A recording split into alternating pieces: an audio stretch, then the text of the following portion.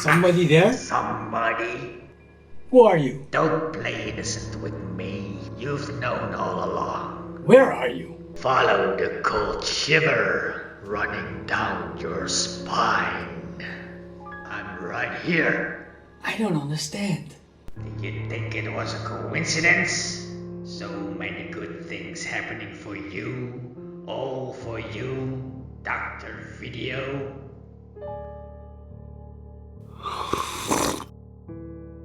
What do you want?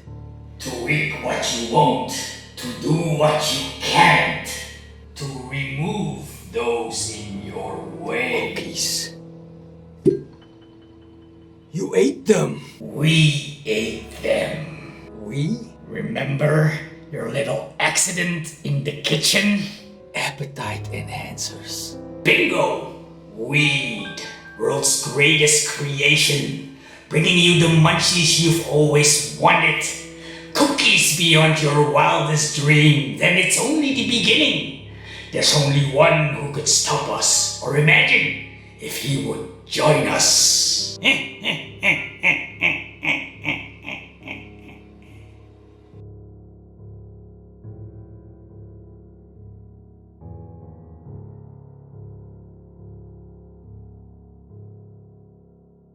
Doing a non-spoiler review?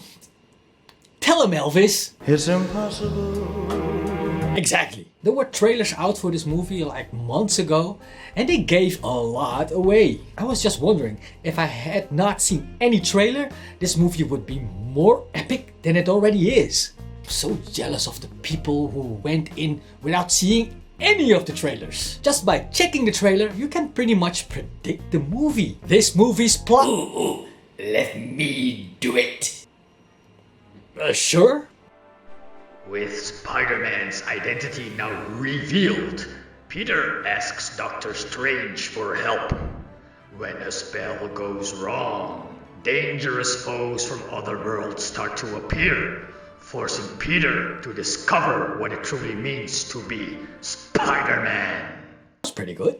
Thanks. Of course, opening the multiverse means that they can and will bring back other characters. They've done it in Spider-Verse, which was a critical and commercial success.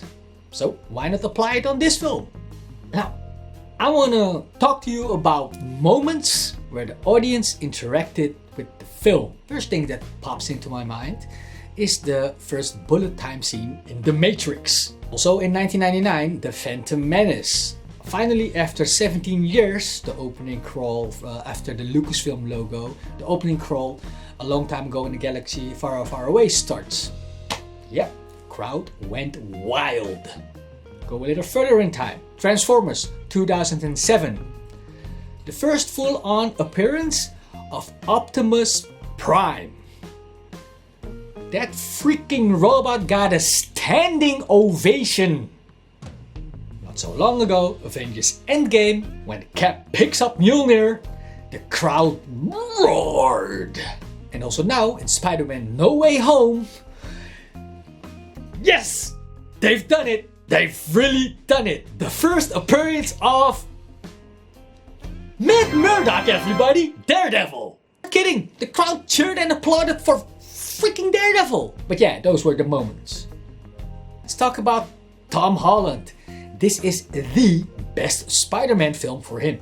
This is the film where Tom's Peter Parker really went into a full-blown Spider-Man. Without the aid of Uncle Tony or Uncle Strange, his big loss was not his Uncle Ben, which was killed off-screen, nor Tony Stark, although he had some very emotional moments with him. We won, Mr. Stark. We won, Mr. Stark. Tony, no. This time, it's Aunt May. Oh my god, they killed Aunt May. It's not new. I've seen it happen in the Spider-Man PS4 game. They killed off Aunt May. And holy shit, that was also fucking heavy.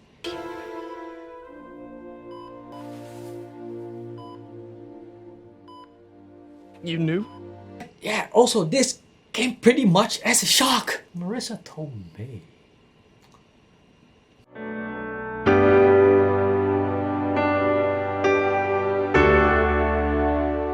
We still have the supporting cast of Jacob Batalon and Zendaya. Zendaya playing MJ. She still is refreshing. She's not the damsel in distress and is a good ally for helping Peter Parker or Spider-Man. Some suggest that Parker's powers include the male spider's ability to hypnotize females.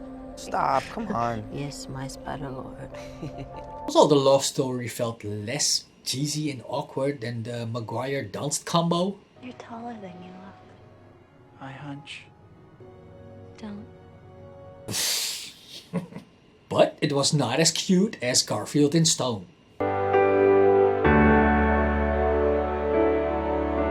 That chemistry was on fire! Talk about Ned. I think he is magic sensitive or has some magical powers. He had no problems whatsoever conjuring up a portal because he stole Doctor Strange's sling ring. Yeah, and Ned and MJ are separated from Peter, and with the sling ring in his possession, he tries to get Peter Parker to him.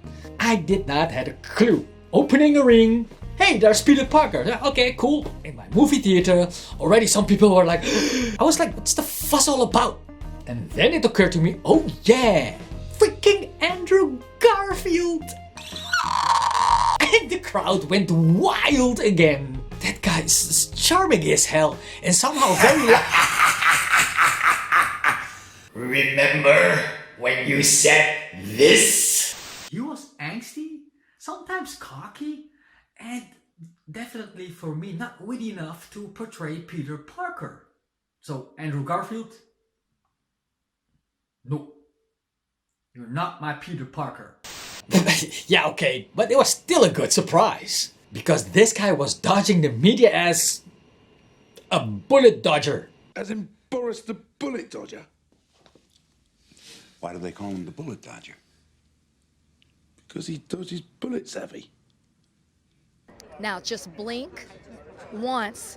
If we're gonna see you, yeah. It's Andrew Garfield playing Spider-Man again. Yeah. Oh, you almost got me. No, I'm not. I'm not asking you if you're in the new Spider-Man film, Andrew. I'm not.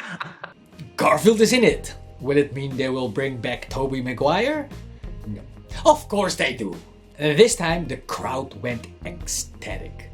They really cheered, applauded. I was like, okay, so this is your favorite Peter Parker or Spider-Man. I can understand it. He's the first. Well, technically second. Would have been so much fun if they included Nicholas Hammond, the very first Spider-Man. And they should include that funky jam.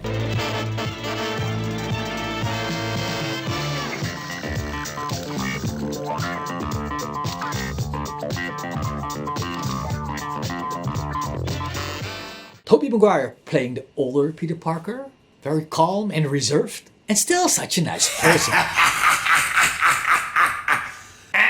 Okay, bring it on. The thing I did not like so much, especially in hindsight, is the portrayal of Peter Parker by Tobey Maguire. Dude, what a whiny character he is, man. Such a pushover. The best part of this film, the screen time of Maguire and Garfield siding with Tom Holland.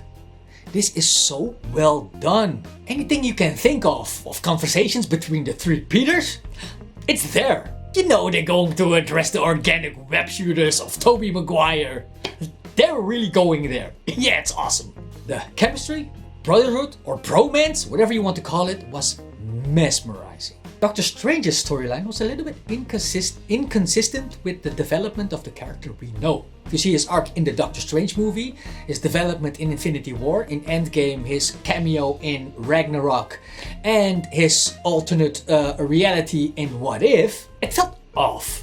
It is the weaker appearance of Doctor Strange in these movies. The acting is great by Benedict Cumberbatch, but the motivations and decisions made by Stephen Strange were really awkward. Maybe it's Mephisto. We cannot forget the villains. Jamie Foxx had more fun in this film than his last appearance in The Amazing Spider-Man 2 playing Electro, but still underwhelming. Sandman and the Lizard had too little screen time to make an impact. The two biggest credits go to the biggest foes, Dr. Octopus and Green Goblin. Alfred Molina reprises his role as Dr. Otto Octavius, still portraying a good character after 20 years. but I enjoyed the most with freaking Willem Dafoe as the Green Goblin. Well, of course. He hasn't changed a bit. He's so enticing as Norman Osborn and twisted as the Green Goblin. I am awesome. He's the reason Aunt May died. There are some showdowns between Tom Holland's Spider-Man and the Green Goblin. Like the rest of the movie, this is one gritty, hard movie. Still has a lot of humor, but this is one of the more serious films of Tom Holland. It is such a satisfying completion of the Home trilogy. It started with the ground level superheroism in New York City, went on side adventures with the Avengers in space, had to fight a guy in a fishbowl, but really went home with the best part of the three.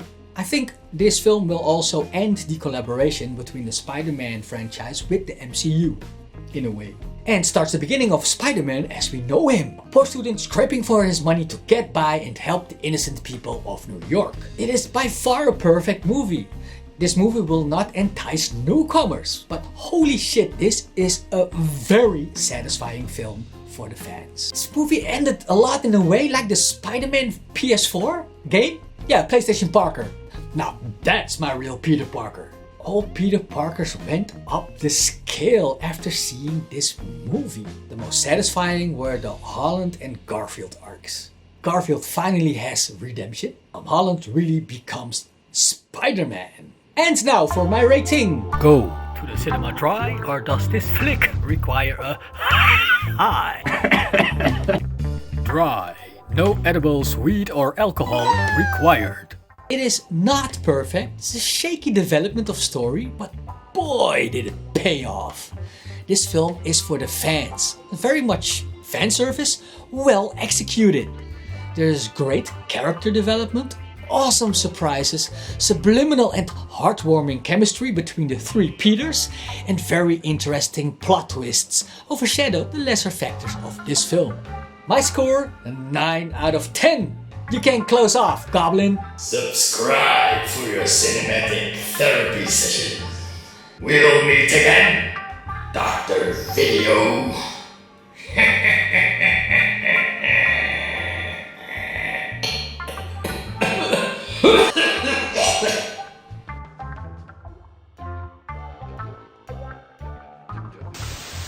Could you pay me in advance?